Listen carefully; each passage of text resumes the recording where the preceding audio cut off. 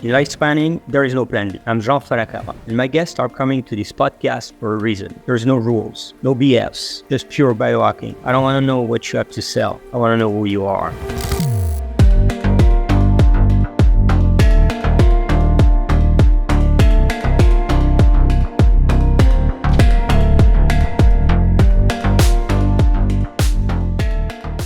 And you are right about something, but I believe that you become some sort of empathic person when you have struggled a lot. Before that, yes, you like people or whatsoever, but the empathy and the compassion for others only comes when you suffered, you went through shit, and at the end you made it, and you realize that all the fight that you've been doing in your life was mainly money driven, taking you away from your friend, your family, your neighbor, your social connection. And this is when you get to that point and you turn back and you go like, holy smoke, okay, does all the sacrifices make sense? Or now it's time, because of that, to just give back to all the people that you forgot, and include the one that you will not forget because they're new to your environment. And this is how you become, I think, more authentic and more and more open to speak to people, to help others, to interact. But unfortunately, it takes a certain time to get there. Well, I believe by a principle that every experience that we have is a preparation for our next experience. And what I've learned in my life is that there are no mistakes and there are no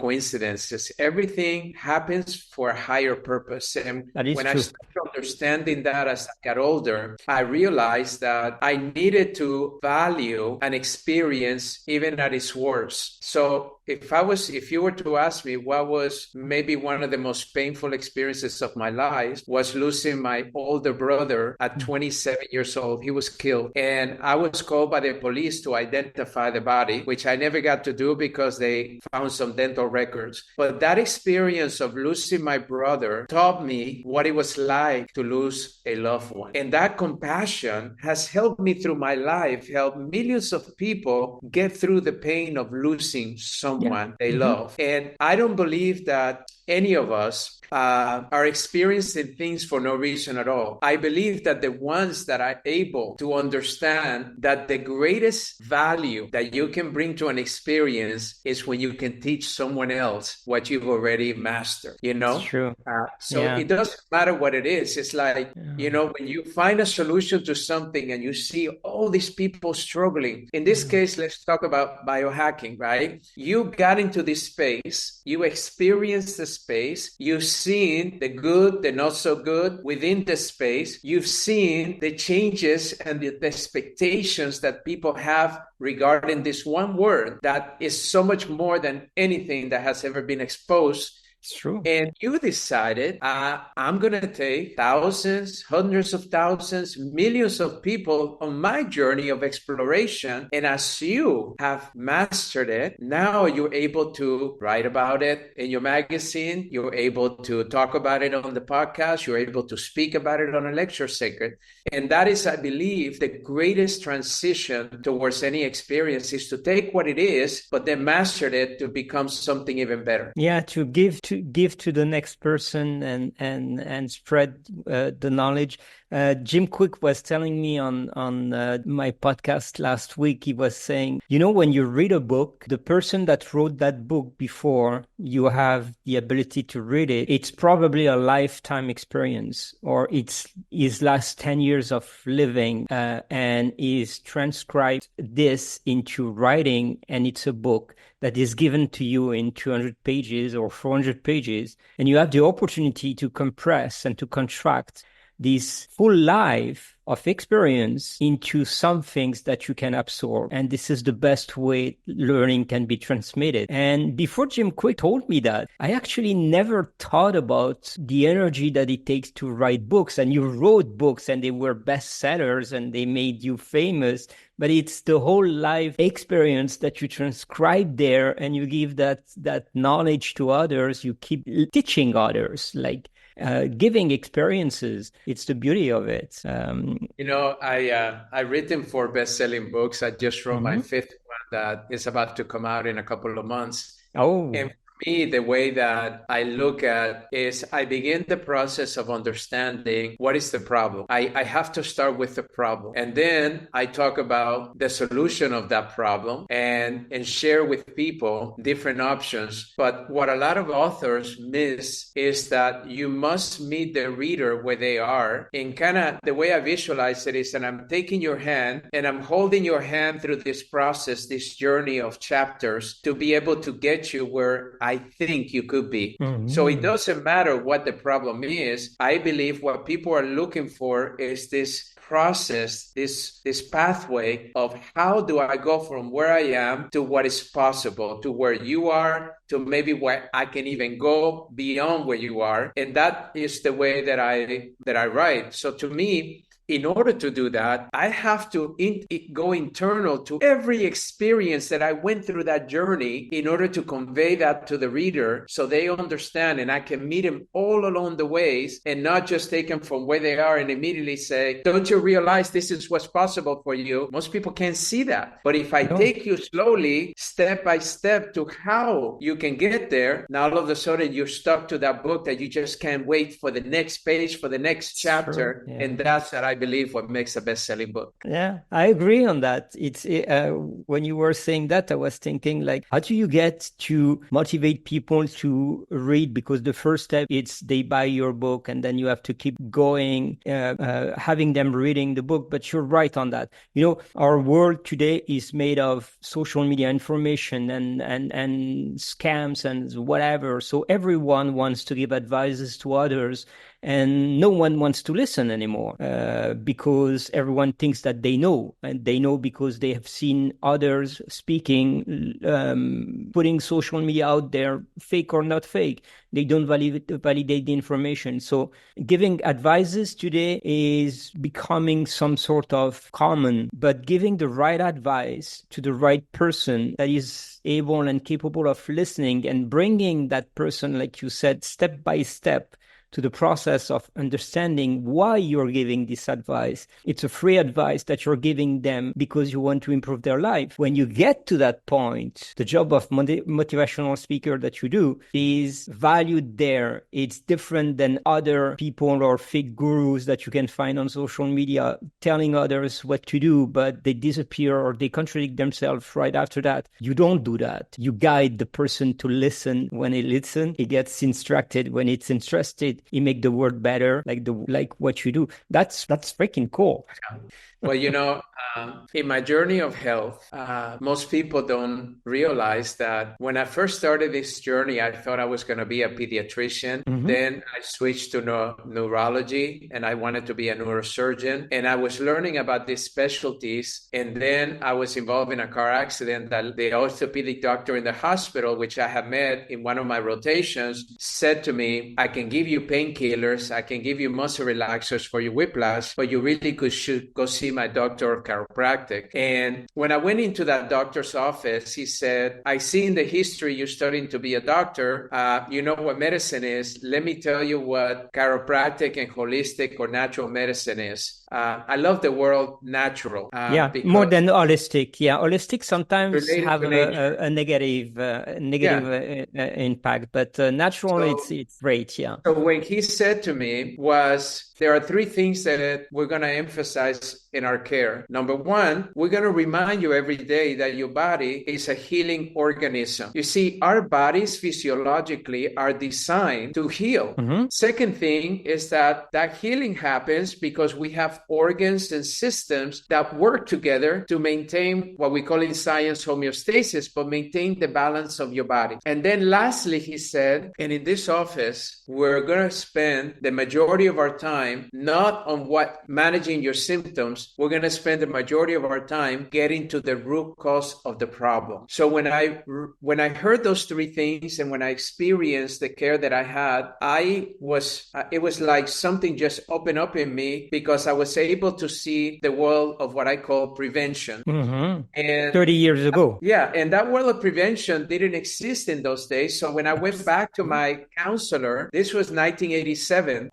she said, I said, I want to be a preventative doctor. And she said, well, there's not a specialty like that in medicine.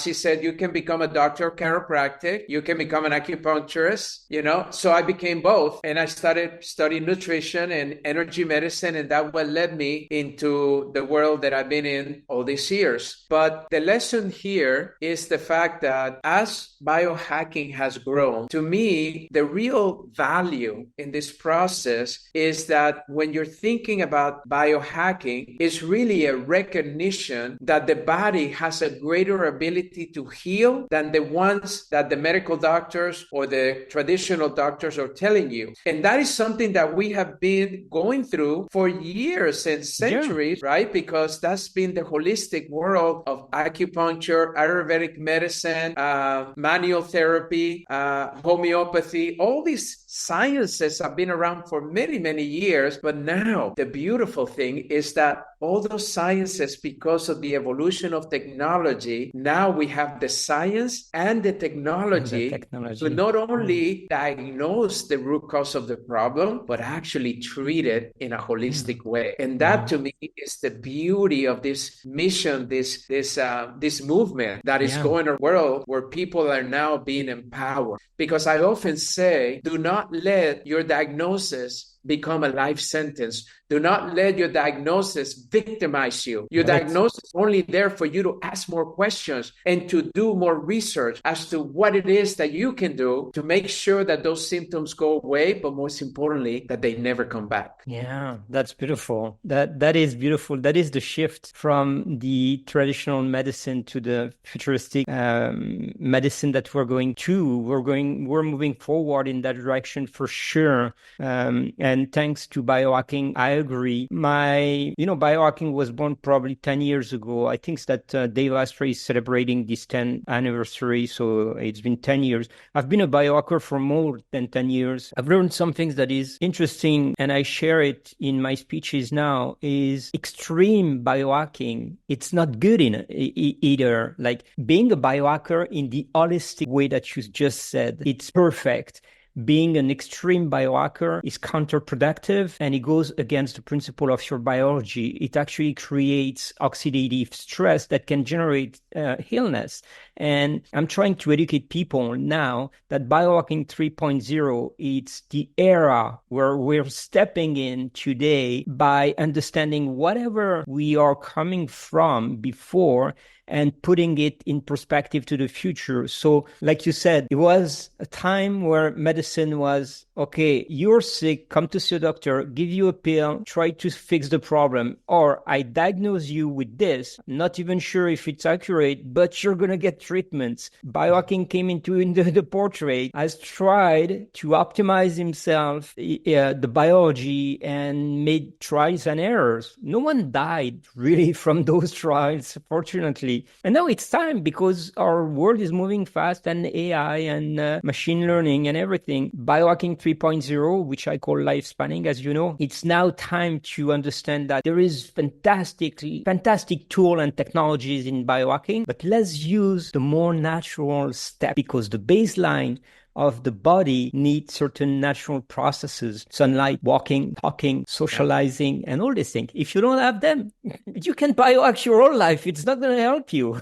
Well, I'll put it to you the way I see it, based on my experience. As a biohacker, you can leverage technology and become the same as drugs that manage symptoms. I see people looking into the biohacking world to get a quick fix, to get rid of a pain, to get rid of a symptom. And that to me is limiting, because the true biohacker is the one that leverages technology, aligns with the natural ability of the body, and understands understands that biohacking experience can only facilitate a healing process, because the only thing that heals is the body itself. See, a lot of times people put their faith in the machine. They put their faith in a particular biohacking experience or product or supplement or whatever. Yeah. When to me, I've always learned that even as a doctor, patients come to me and they want to give me the credit. And I always say, no, thank your body, because your body is the only thing that can heal you. I'm only a facilitator of healing. So to me, this lifespan that you're creating is really about, I'll give you a perfect story. One of my good friends is one of the top scientists in the world, and he has developed solutions where most people have failed. And many times, a lot of envy by some of the other researchers in the space, because they don't understand why he has become so successful and they haven't. And one time I took the courage and asked them, what is it that makes you unique as a researcher? He says, most of my colleagues, they look at a problem and they try to override the wisdom of the body as a solution. I spend most of my time looking how the body naturally functions, and I ask myself, what can I do to allow the body to keep functioning like that? What can I do to remove any obstacles that is preventing the body to function the way it's naturally designed to do?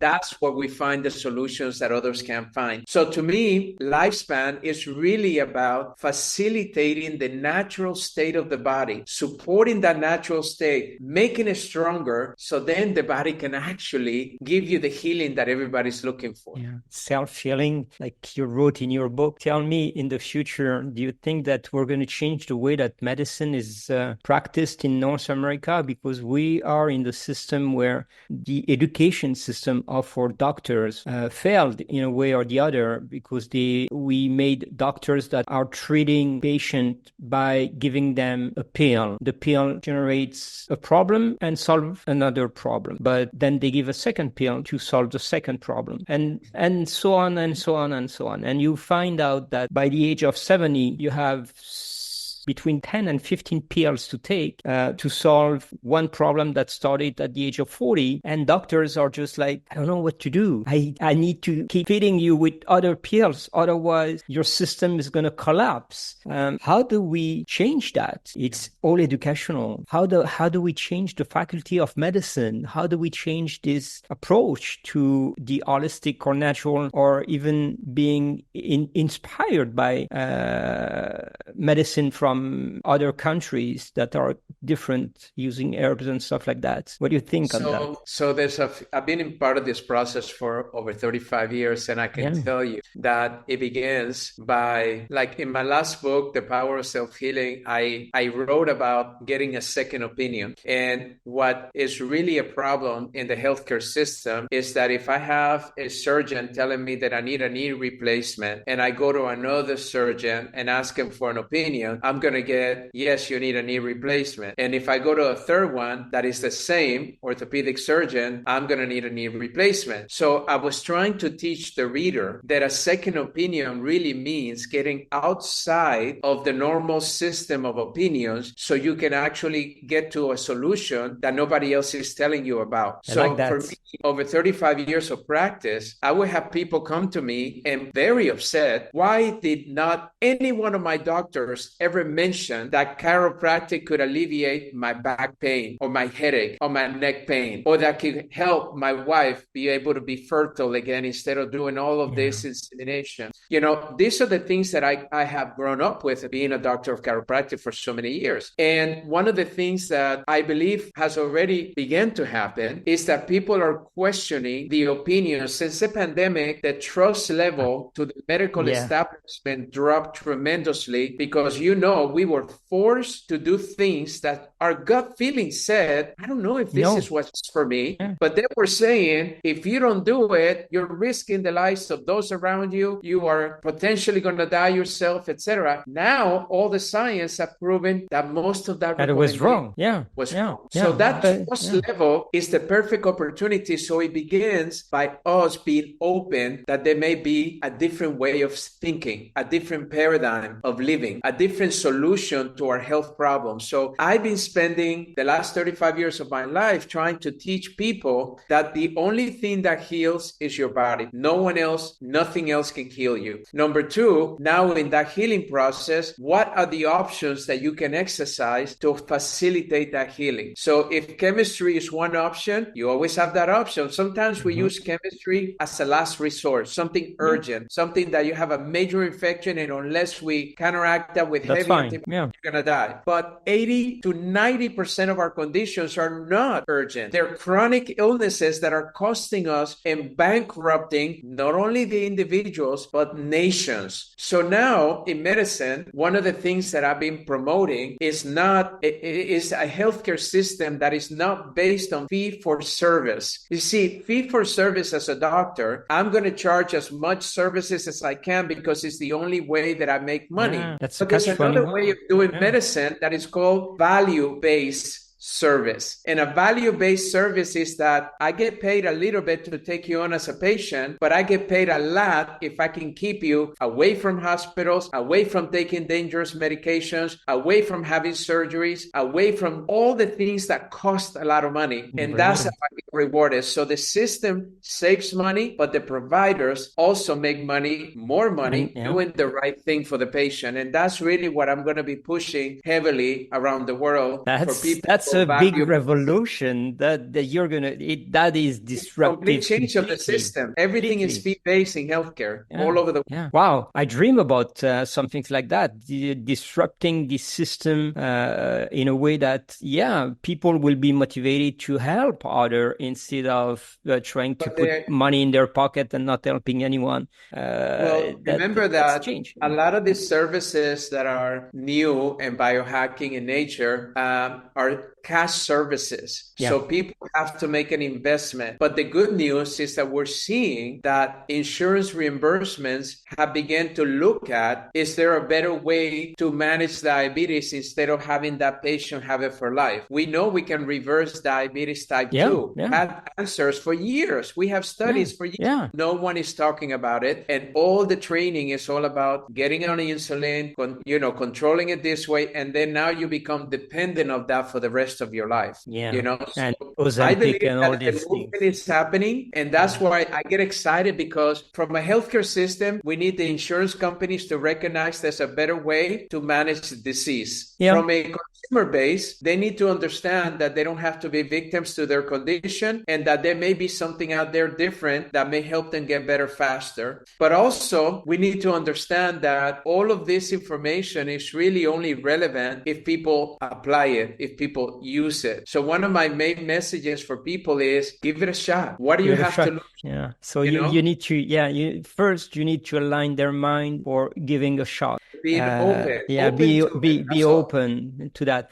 So let me just step back in what you just said, because it's something that drags my interest to the deepest points.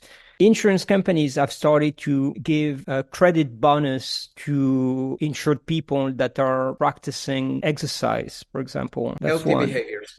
And I like that. I like that approach. Having people educated enough to listen to others, it's a bit of a struggle because no one wants to listen to anyone today.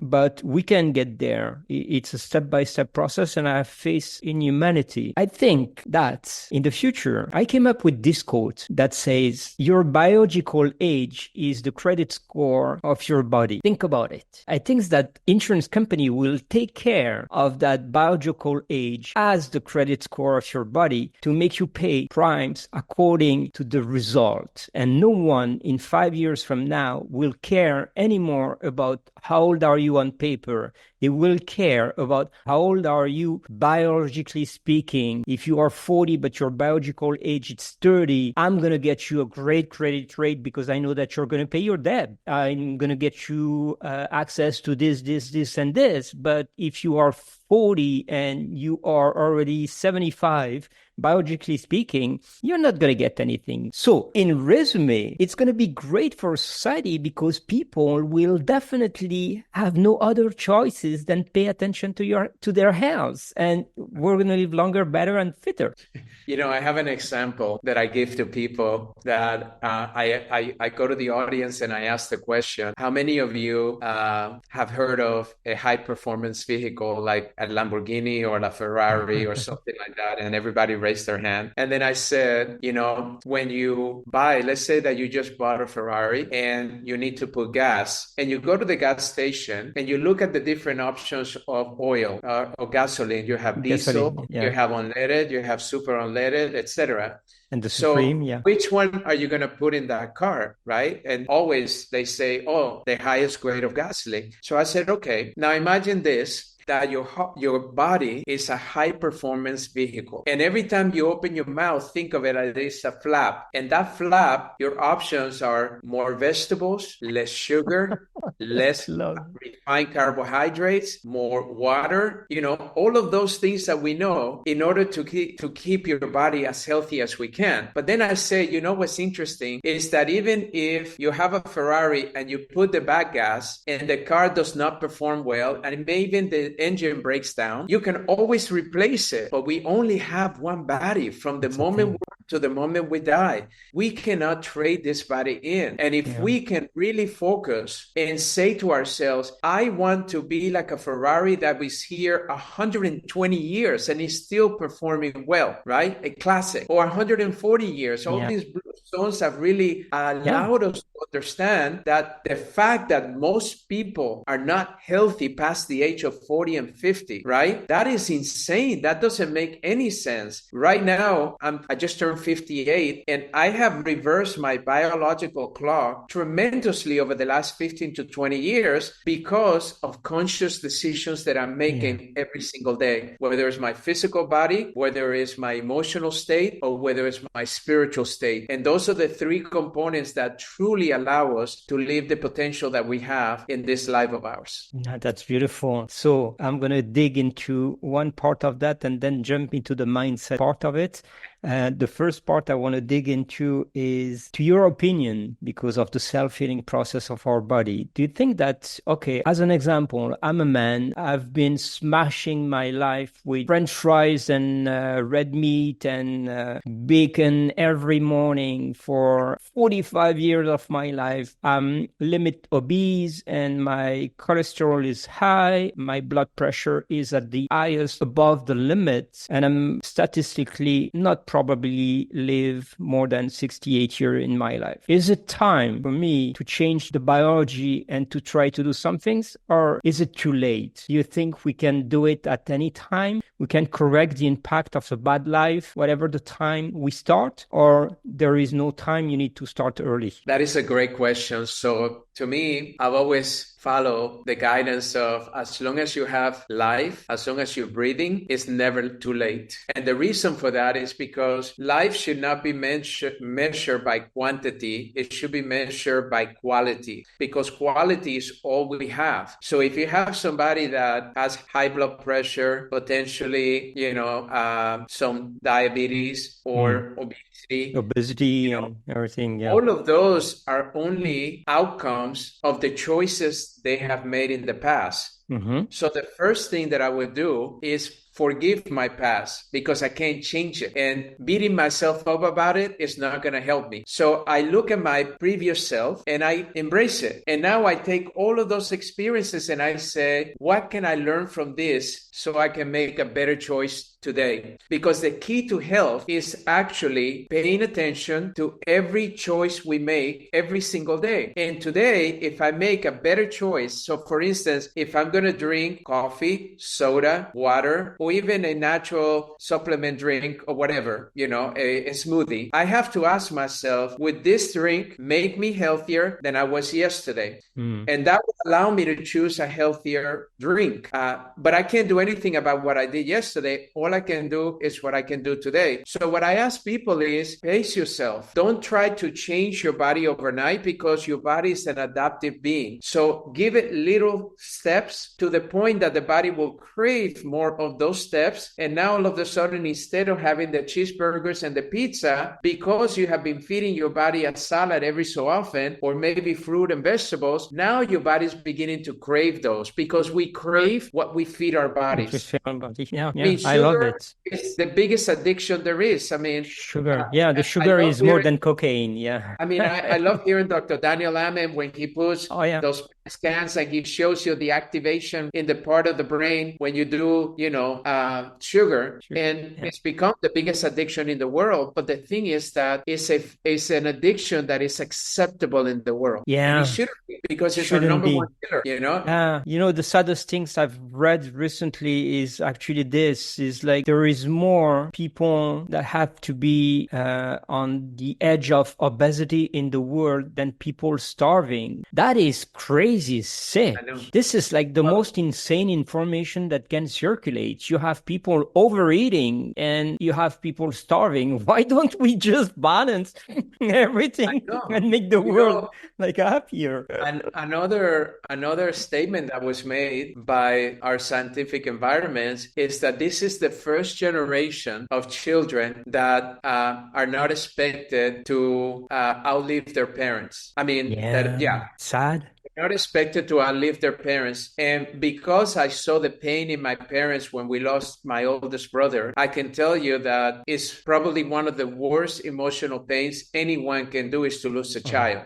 And to think that in today's society, due to heart disease, obesity, diabetes, and others, that for the first time, my children are not going to outlive me. I will be having an urgency like no other. I will be paying attention to everything my child is doing and eating and drinking, because I have to make sure until they can make better choices that I'm a model to them. Because what I always tell parents is you can't force your values, your beliefs in your children. You can only exhibit them to the point that they are inspired to want to follow you. When I looked at the health of my children, my biggest compliment is I try to give them the example of what is possible through my example.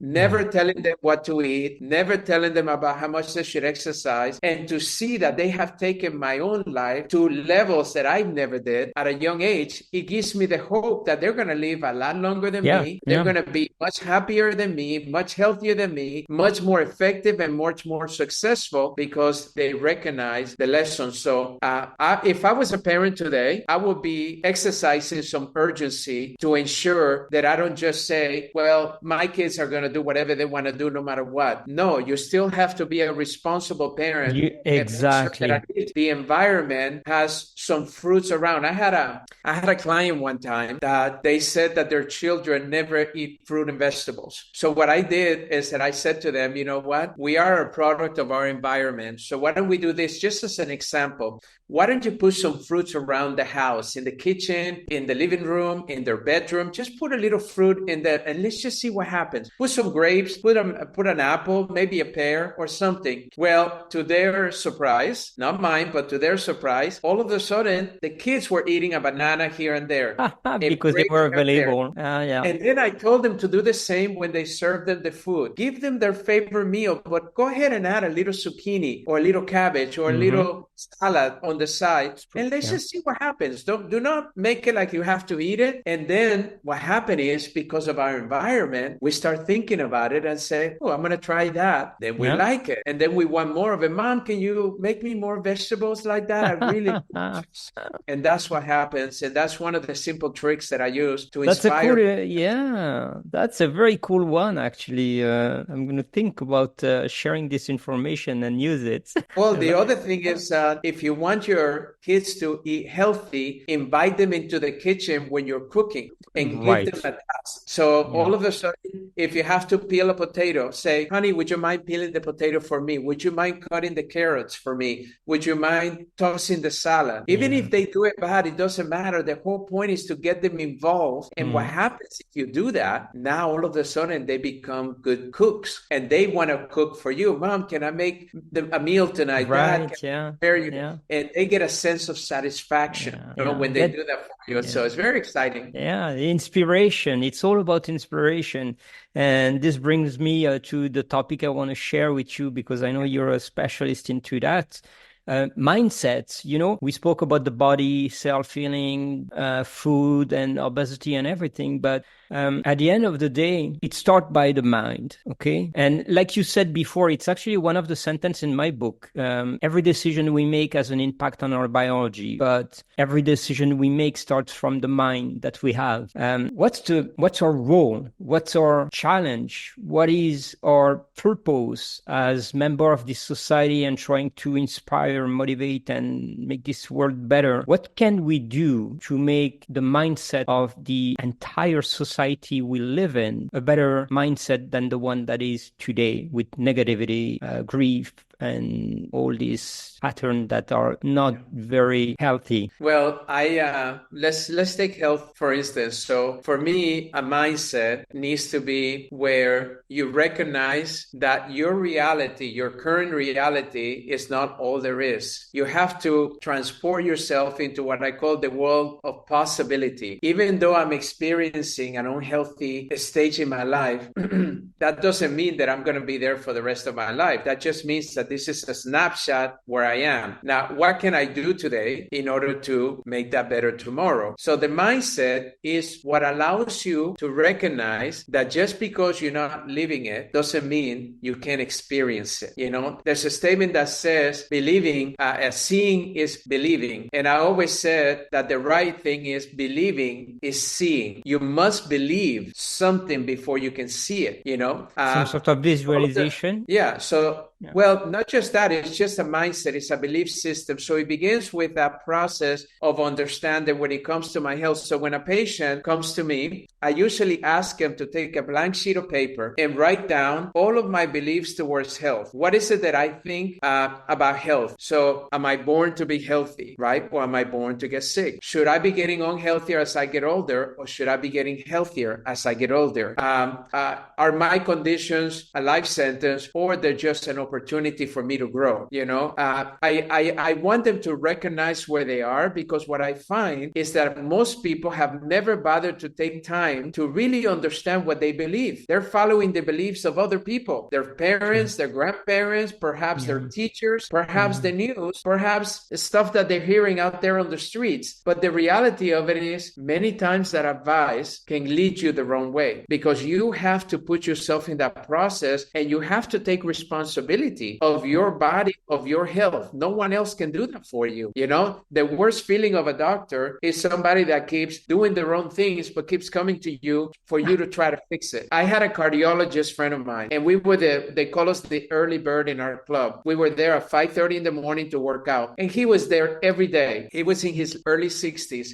and I would ask him, I said, Michael, you're one of the leading cardiovascular surgeons in our city. What motivates you to want to get up and exercise? He says, every single day I get reminded. I try to share with my patients what they should be doing differently so they don't end up in my surgery room, but they refuse. So then I do the surgery, and then 2 or 3 months later, boom, they're coming back to get another surgery or to have another problem or to get admitted in the hospital. And if they would only change what I told them, they wouldn't do that. So this is what we call insanity, doing the same things but expecting different results. And we have become insane when it comes to our health. We know that our behaviors is causing us to be so sick, but we're not willing to make a change because our mindset is limited. It doesn't make us think that it's possible. And Napoleon Hill said, when your mind can conceive it, it will never be the same. It would always expand into a greater realm of possibility. So I begin there. And then this is what I found as a trick. So now that you say to me, Dr. Fab, I can see where I can live to 120 years old. I can see where I can become better in my nutrition and lose some of this weight. I can see where I can manage my sugar intake and lose some of this diabetes that I'm struggling with. So now the next thing is that I say, okay, now that we understand that, I want you to identify the 3 things that you value the most in your life. And that's the other thing. People don't understand what their beliefs are, and people don't understand what their values are. So values, the way I interpret it, is where you spend your time and where you spend your money. Most and of with whom you spend your time too. It's important. Yeah, well, who you spend, but time and money are 2 determining factors. So if somebody says to me, oh, my family is my value, and I said, okay, do me a favor. I want you to write down how you spend your day all day long, every hour. And what we find is that maybe they spend 30 minutes with their family out of 24 hours. And then it gets worse. I said, I want you to put your bank statement or your credit card, and let's see how much money did you spend with your family this month. And they find that most of the time it's nothing. 0. So I say, okay, so now all you have to do is schedule in your calendar time that is specifically strategic towards your family, if that's your value. And then also, what expenditures are you going to do? And my suggestion is, do not spend it on things, spend it on experiences, because experiences is what allows a child to transform. To transform. If you're dating somebody, your biggest memories is not what jewelry they were wearing, what dress they were wearing, all of that. It was more the fact that you went to the movies and you held hands the whole time. Right. Yeah. Or perhaps they gave you a little cheek, a little kiss before you say goodnight. Or perhaps they took you into an adventure, it took me for my birthday. She took me skydiving. She had done it before. I have never. Nice. It changed my life. It was one of the thrilling experiences of my life. Of course. I'm like, that's a bond that we will always have together. So we spend time in experiences. So when I have a patient and I can get them to understand that they are able to heal, then the next thing is what is important to them. And then I try to use that as the motivation for them healing. So if they say my family is important to me, I say, well, if you keep this journey the way you're going right now, where do you think you'll be 10 years from now, 20 years from now? Well, my father or my mother were like this and they died very young, or they were not able to, they got neuropathy and they were not able to do activities, or they had to go into a chair, or they had to use a walker, or they got so inflamed that all of a sudden they weren't able to get out of bed comfortable. So I try to tie in the behavior with something that matters to them. And I find that when they tie those 2, they're more likely to stick to the new plan than if they don't. It's so true. So accurate and so inspirational. I remember a quote that said, it's not what you said that is important, is how you make people feel, because this is how they will remember you their whole life. So this is exactly what you said. The situation, the emotion around the surroundings. No one remember how you were dressed when you did that thing or that thing, but it remembers the moment. This is what builds us as we are, as human. Memory creates our lives, makes us better. Thanks and for also, these. And also to be okay with getting uncomfortable. Yeah, of course. Yeah, can be uncomfortable sometimes. When I first started working out daily, I was very sore the first couple of weeks, and I didn't want to go back to the gym. But I remember that the soreness was only a reminder that my body was growing, that my body was changing, muscle was growing. I was getting stronger. I was actually getting in better shape. I was getting leaner. So all of that is a testament. So what I ask people is be comfortable in being uncomfortable. That's the key. So I think it takes chaos or changes. If you live in homeostasis your whole life, nothing is happening. Well, and also a lot of people have chosen to be comfortable to the point of extinction. That's good. That's a good one. Whenever you stay the same, you're not going to be growing. They say that companies that do not reinvent themselves periodically, they stay the same or they die. Look at what happened to Netflix, right? Netflix went to Blockbuster to try to buy them, and they laugh at them. They say people will never watch movies in digital form.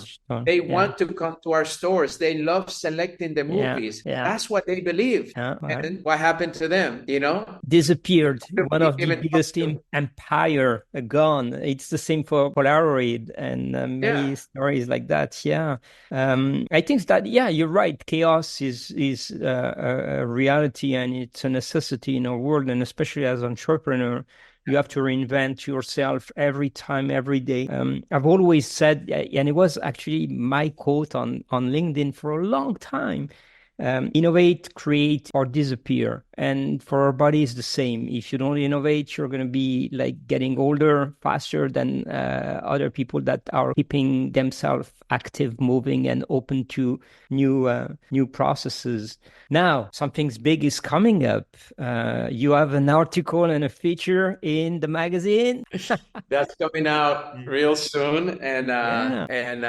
and what's nice about it is I've been put as part of a research team that has been truly trying to identify the impact that the virus, the pandemic, had in the body. And right now, that is described as what we call long COVID. Yeah. And what we found in researching and looking at all of this data is the fact that the virus reprogrammed the body. Therefore, the body now is not the same body you had before. And the things you did before that helped you with a condition may not help you this time. But it got worse. We realized that the symptoms that the body is having today is not because there's a virus in us. A lot of people say, oh, I'm having these symptoms, I must have COVID. Well, they do a test, they don't have COVID. They have what is called the effects of long COVID, right? So the virus is now showing up months and years later with symptoms that you never thought or you didn't have when the virus was inside your body. So this is a beautiful article that's going to be published in Nature magazine, and it's coming out really soon, but it will revolutionize the way people are thinking about all of these statistics that are alarmingly rising, that we're trying to figure out where did all this cognitive decline come from. Yeah. Now have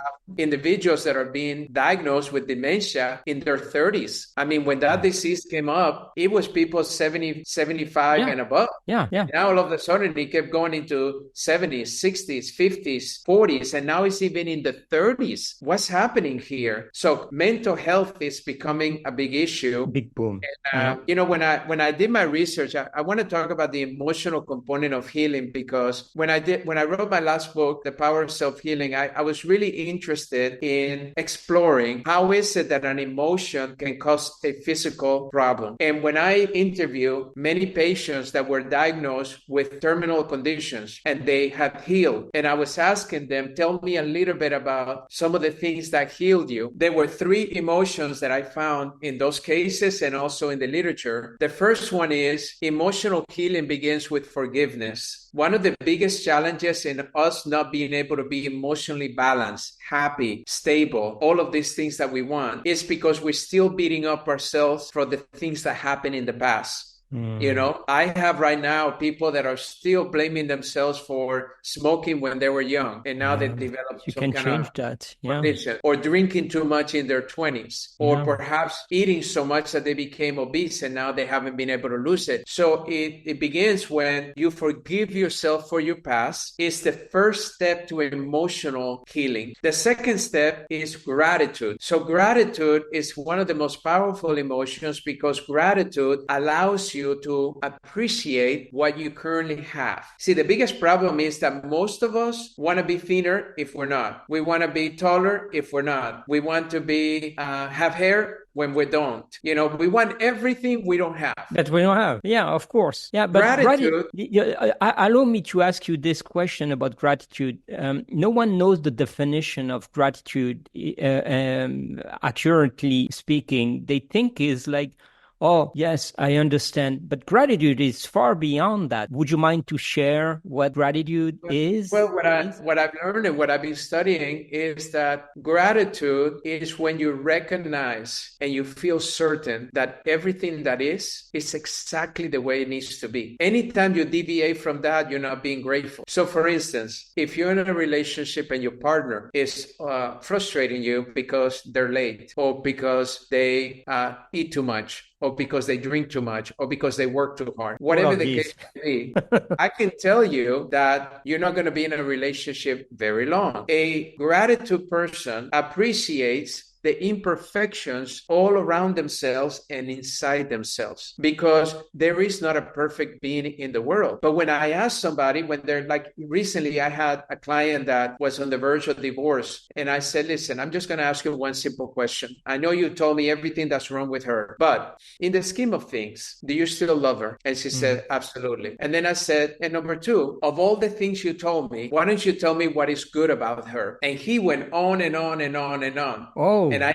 said, well, you were focusing on the not so good. That's being out of gratitude. When you focus on the what is good and ignore what is not so good, is when you will attract more of what is good in that relationship. But if she feels judged that you're looking at her and she's gained 25 pounds since you met her, granted, she's not the same girl, but she's a lot older now, 30 years older. Number two, she's not working right now, but the kids are out of the house and you want her to go back to work, but she sacrificed her career to raise the kids, and you need to respect that. Accept, yeah. I had him shift the focus, and gratitude is really when you focus on what is good in your life and not what is not so good in your life. That's what really being in a state of gratitude. If I have right now Lyme's disease, right, I'm going to be okay and I'm going to be grateful. I have Lyme's disease now. What is the Lyme's disease here to teach me? Oh, it's here to teach me that I need to take better care of myself. How do I do that? Maybe by exploring some of these biohacking technologies, right? Like ozone therapy, which has been proven to be very effective in helping individuals with Lyme's disease.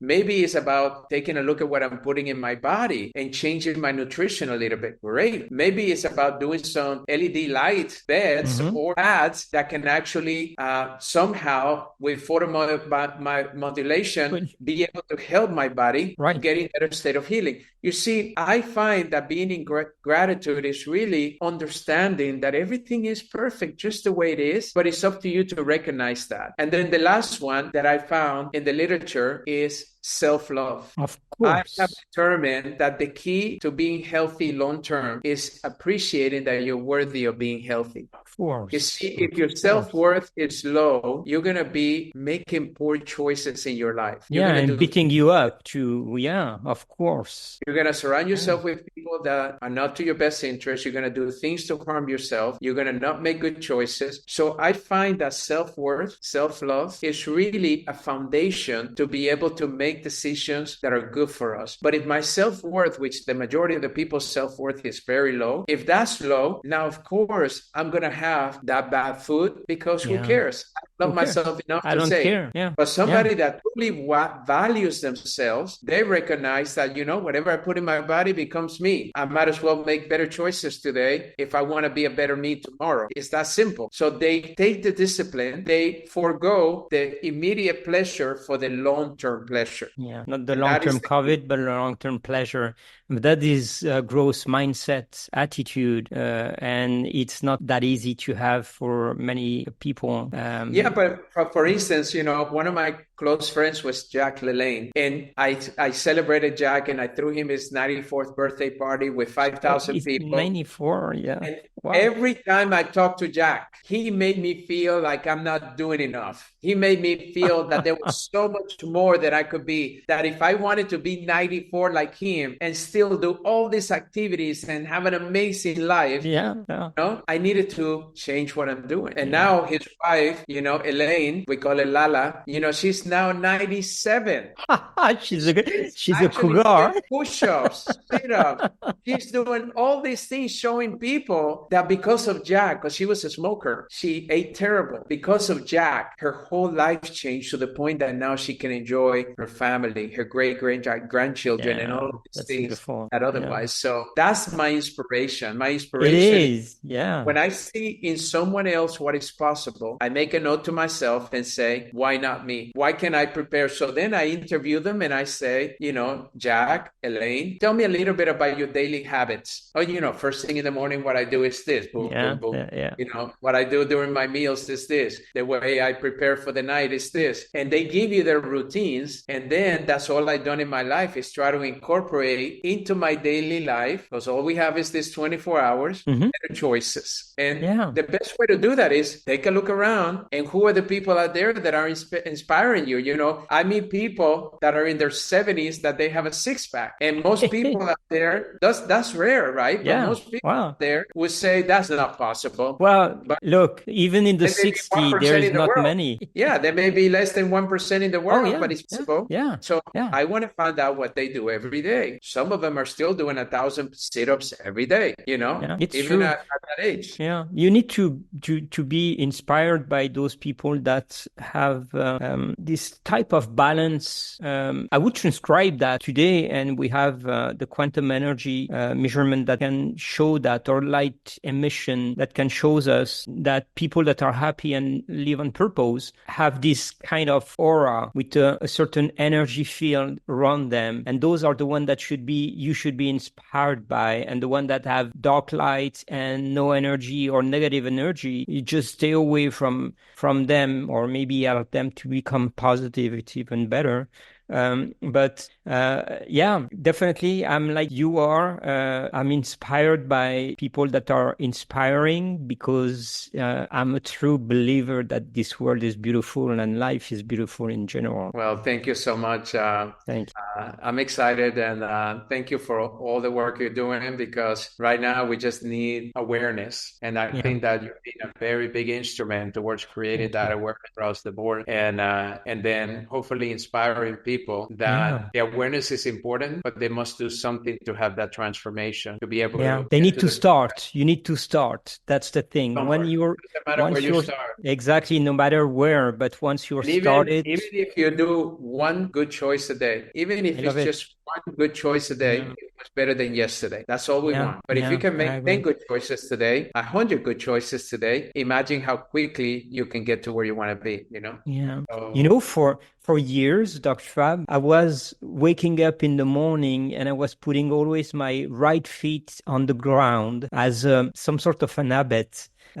Because in Italy, they say like the left foot is the bad luck and things like that. So I was putting the right feet, and when I was putting my feet on the ground, I wanted to come up with one single thing to achieve during that day. And I've done that for 20 years. And now I'm adding on many more things, but that was really my principle of life. That's amazing. That's so cool. Well, thank you. I have to run to an appointment though. Yeah, I know. Thank you, Dr. Fab. This is going to be turning into an interview, but you know what? Because I love you, I'm going to turn it into a podcast and make some reels and videos. So you're going to be on all my platforms. Well, let me know what I can do to help it get out there in mind. And but thank you so much for everything you do. Thank you. Talk to you soon. Thank you, my friend. See you soon. See you soon. Bye-bye.